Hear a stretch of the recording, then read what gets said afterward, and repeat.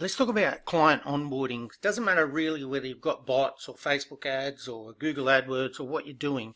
You're going to have some form of client onboarding. Now, it is going to vary slightly between all of them, but you're going to have some type of communication platform where you can place files for them for checking, they can place them for you, screenshots, passwords, your NDA, your non-disclosure agreements, your terms and conditions, your statement of your work or your scope of work, your client, and a copy of your contract, and then you want a creative folder. So whether you're doing AdWords or Facebook ads or bots, you're going to require things from your client.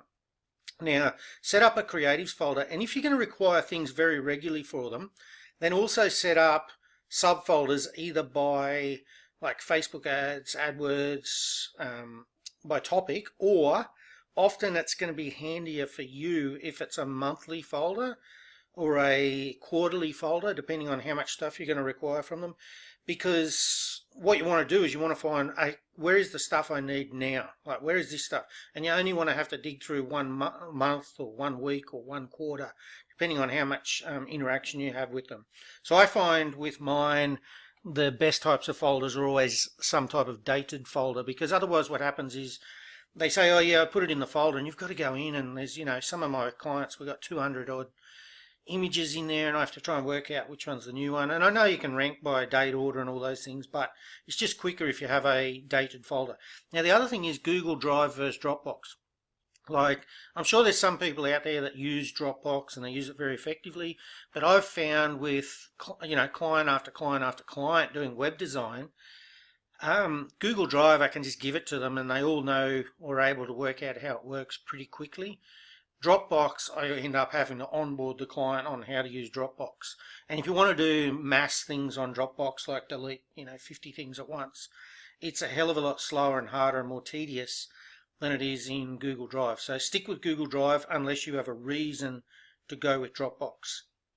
The other thing is, often you're going to share Google Sheets with them, especially if you're using bots, or your Facebook ads and things like that. You want to keep reports and things in there. I use Zapier. I usually integrate Zapier to fire off reports. So if the report comes to me, I use Zapier to fire it back off to the client. And now, in terms of meeting with the client for onboarding, that will depend on their ability, whether you need to meet in person or screen share, or whether you can just do it over the phone. Definitely screen share is the best way to go because most people are visual learners, and you can also record the screen share and then put it in the Google Drive and they can watch it later.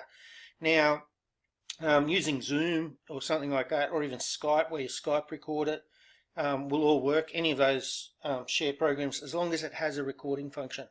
And then what you want to also do is schedule a 15-minute follow-up, 10 to 15 minute follow-up, around about 3 to 5 days later, not too soon. You're better off going towards the 4 to 5 day end of that.